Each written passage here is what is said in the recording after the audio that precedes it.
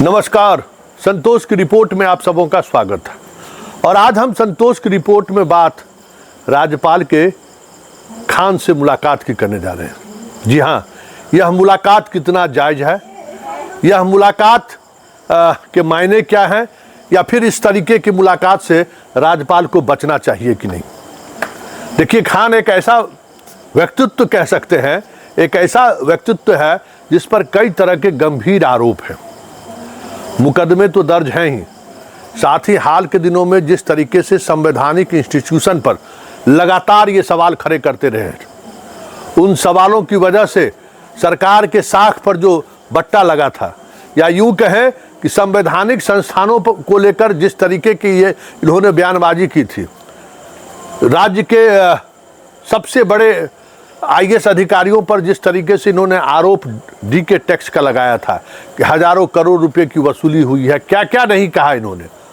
इसके बावजूद भी इन पर मुकदमा भी दर्ज है, और उस मुकदमे में जो एंटीसिपेटरी इन्होंने दायर की थी, एंटीसिपेटरी बेल भी इनका रिजेक्ट हो चुका है। इसके अतिरिक्त बीपीएससी परीक्षा के मामले में जो आंदोलन हुआ, उस आंदोलन के दौरान जो इनकी भूमिका थी, उस भूमिका को लेकर छात्र भी सवाल खड़े कर रहे हैं। और हाई कोर्ट और सुप्रीम कोर्ट ने इस सुनवाई के दौरान कोचिंग संस्थानों की भूमिका को लेकर कई तीखी प्रतिक्रिया व्यक्त की है। गांधी परीक्षा सेंटर पर खान को मॉक ड्रिल कराने, मतलब मॉक परीक्षा आयोजित करने को लेकर सवाल हुए। फिर कई कोचिंग संस्थानों की भूमिका को लेकर सवाल हुए। इन तमाम सवालों के बीच खान की विश्वसनीयता पर सवाल खड़ा हुआ। खान को लेकर बीपीएससी लगातार उनको नोटिस जारी करता रहा। बीपीएससी उन पर मानहानि के मुकदमा करने की तैयारी में है। उन्होंने कई नोटिस का जवाब उन्होंने नहीं दिया है, जिसमें साफ तौर पर बीपीएससी पर यह आरोप लगाया था कि सभी सीट बेच चुके हैं। ये गंभीर बात है, और ऐसे सार्वजनिक तौर पर बयान देने वाले शिक्षक के यहाँ राज्यपाल का जाना, क्या ये सही है? क्या जो एक संवैधानिक संस्थान, बीपीएससी संवैधानिक संस्थान है, उसके बारे में जिस तरीके की टिप्पणी ये करते रहे हैं, जिस अंदाज में ये टिप्पणी करते रहे हैं, और उस वजह से जो उस पूरे आंदोलन के दौरान जो कह सकते हैं कि एक अलग तरीके की नैरेटिव सेट सरकार और बीपीएससी को लेकर हुई, ऐसे में उनके यहाँ राज्यपाल को जाना चाहिए था क्या? ये एक सवाल है। और हमें लगता है कि हमारे राज्यपाल बहुत ही दिलेर मिजाज के हैं, बहुत ही शिक्षाविद रहते हुए एक अलग मिजाज के राज्यपाल हैं। इस तरीके के लोगों को देखकर वो थोड़ा द्रवित हो जाते हैं, क्योंकि उनको इनका बैक हिस्ट्री क्या है या खुद क्या है, इसको लेकर राज्यपाल के पास हमें लगता है कि फीडबैक नहीं है। लेकिन दोबारा जब राजभवन से भी हम आग्रह करेंगे कि राज्यपाल अगर कहीं जाते हैं तो उनको बहुत सारी चीज़ें हैं जिसकी जानकारी उन्हें होनी चाहिए। एक ऐसे व्यक्ति के पास वो जा रहे हैं जो दागी भी है, जिस पर एफआईआर भी है, और एफआईआर में कई संगीन धाराएं भी लगी हुई है। उनके यहाँ राज्यपाल कुलाधिपति हैं, ये बात समझने की जरूरत है। और आप कोचिंग संस्थानों के पास जा रहे हैं। यही सवाल देखिए राज्यपाल महोदय, यही सवाल, इसी सवाल में बीपीएससी के चेयरमैन भी फंस गए थे, और बीपीएससी चेयरमैन के वकील पीके शाही को जवाब देते नहीं बन रहा था जब ये पूछा गया था कि बीपीएससी कोचिंग संस्थानों को लोगों को क्यों बुलाए थे, किस उद्देश्य से उनको बुलाया था, कोचिंग संस्थान वाला कौन होता है बातचीत करने के लिए। वो जिस समय में बीपीएससी ने एक राय मशविरा के लिए बुलाया था, तो उसमें खान को भी बुलाया था। ठीक उसी समय ये सवाल हाई कोर्ट में भी उठा, और हाई कोर्ट ने इन सवालों को लेकर जमकर खिंचाई की। अंत में पीके शाही को उस मुद्दे से बाहर निकालना पड़ा कोर्ट को कि इस पर हम कोई जवाब देने की स्थिति में नहीं है।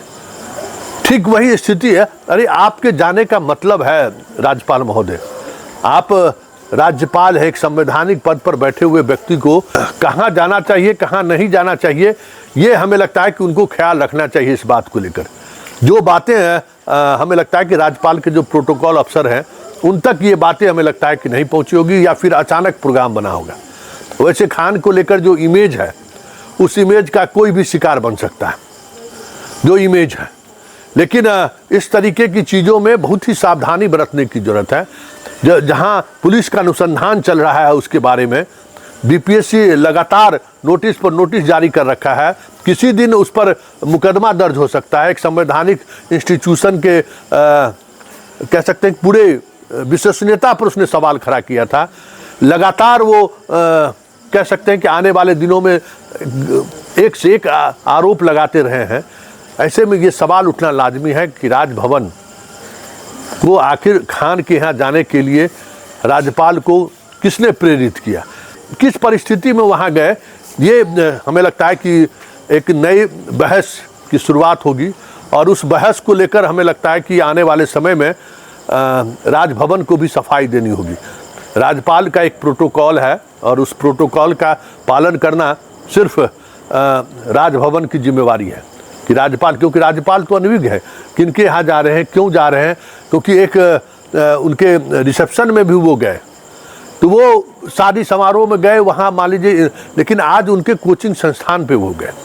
और राज्यपाल का कोचिंग संस्थान पे जाना, एक निजी कोचिंग संस्थान पर जाना, वो खुद अपने आप में नैतिकता के खिलाफ की बात है। और ऐसा नहीं है कि खान सुपर 30 जो एक कंसेप्ट रहा है, चाहे आनंद का सुपर 30 हो, चाहे अभी आनंद जी का सुपर 30 हो, कोई ऐसी संस्थान भी नहीं है जिस संस्थान को लेकर वो कि गरीबों को पढ़ाता हो या फिर महिलाओं को लेकर कुछ खास उनका कार्यक्रम चलता है, ऐसा भी नहीं है।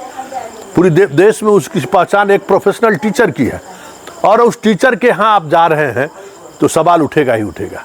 और हमें लगता है कि उन सवालों की वजह से ही आज पूरे दिन ये चर्चा जोर पकड़ता रहा कि आखिर राज्यपाल किस वजह से खान से मिलने गए और खान के कोचिंग संस्थानों पर क्यों गए। क्योंकि खान के कोचिंग संस्थानों को लेकर कई तरह की अनियमितता की बात भी सामने आ चुकी है और उस वजह से कई बार पुलिस छापामारी भी कर चुकी है और कई मौके पर उनके यहाँ जांच भी टीम पहुंची हुई है। ऐसे में राज्यपाल के पहुंचने का मतलब है कि उसको लाभ मिल सकता है।